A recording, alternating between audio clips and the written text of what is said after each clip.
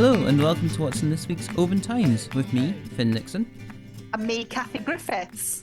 It has been another busy week for news here in Oban, Argyll and the Islands, and there are plenty of interesting stories and fantastic photographs in the Oban Times newspaper and at www.obantimes.co.uk. And remember that we are always happy to hear your stories and see your photographs as well.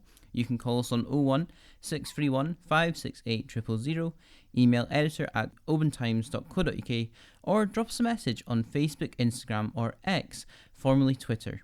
So, what have you been finding out about this week, Kathy? Well, a Gofundme campaign has raised more than £5,000 so far to help a Benderloch couple left homeless after a landslide flattened their new house.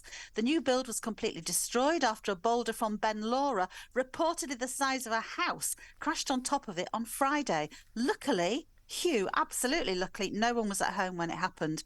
Well-wishers from the community have rallied round to try and ease some of the devastation left by the rockfall. The emergency appeal set a £2,500 goal, but within 48 hours, 100 donations had brought the total up to more than £5,000. Forestry Land Scotland has been up to check its visitor facilities up there are safe on Beinn Lora. That's a popular walkway. It says everything's well up there and it will cooperate fully with any investigation of the incident. We also have news of two very important public meetings coming up next week. On Wednesday, December the 13th, at the Rockfield Centre from 7:30pm, Bid for Oban is hosting a Have Your Say session for businesses affected by the recent floods. Also at the Rockfield Centre on Thursday, December the 14th, from 6:30pm, Oban Community Council and Oban Community Harbour Development Association, that's OCDA, want to hear your views on Argyll and Bute Council's future management plans for Oban Harbour. So they're currently consulting on that, so go along and have your say on that as well. Oban is all lit up for Christmas, but fundraisers are still only 3/4 of the way to funding it, so they still need your help. The town's Switch On event attracted more than 5,000 people this year, with one of the brightest stars of the light show being a 3D interactive penguin in Station Square, and he's been an absolute Facebook and Instagram hit. If you want that penguin to stay for next year, you're going to have to dig deep in your pockets and give generously. Find out how in paper and online at www.obantimes.co.uk.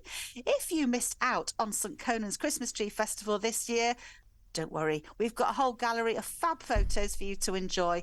The event made a whopping total of more than £10,000 for projects at the historic Lochall Church, thanks to 73 trees decorated and contributed from organisations and groups across the area. And one final thing, keeping up with the festive theme, the big man himself is in town this weekend. Santa will be with his friends from Oban Lions Club at the town's Royal Hotel this Saturday, December the 9th, between 11 and 3pm. That's 11am and 3pm. Every child will get a free gift, and that's thanks to the club's fundraising throughout the year, although donations are welcome. Back to you, Finn. Sounds good to me, and thank you very much, Kathy. I look forward to seeing all of those stories and photographs in this week's newspaper and online. In other news, the Benderloch community were out in force last weekend to support the village's Christmas light switch on and inaugural tractor run. Both events on Saturday saw around 500 people and 15 tractors descend on the village to get in the festive mood. Before the switch on, the brightly decorated tractors departed Tralee Caravan Park, with the judging taking place at the village's turning circle after the Christmas lights went live. But who had the best dressed tractor? Find out in this week's newspaper and look out for some fantastic photographs of some vibrant tractors. Spotlight Musical Theatre Group also thrilled crowds at the Corran Halls last week, putting on 4 performances of their pantomime, Mother Hubbard and the Magic Purse. Oh yes, they did. I went along to their Friday performance and thoroughly enjoyed myself. Meanwhile, it has been revealed that crew members on board a 5,344-ton cargo ship drank beer and Jägermeister before their vessel ran aground in the Little Minch. The BBC Mamara collided with the small island of Elang Trode near North Skye in the early hours of the 21st of July 2021. And members of the public can vote to decide the names of the 2 vessels set to serve Harris and North Uist for Calmac from 2025. Read the shortlisted names in this week's Oban Times. In sports news, 49 young swimmers made a splash in the Oban Otters swimming gala at Atlantis Leisure, with many records tumbling in the pool on Saturday. Youngsters were competing over all 4 strokes and distances of 25 metres, 50 metres and 100 metres. Well done to everyone involved. Also good news for John McPhee. The motorcyclist will return to compete in the World SSP Championship for the 2024 season after securing a deal with the Polish WRP Weepol team.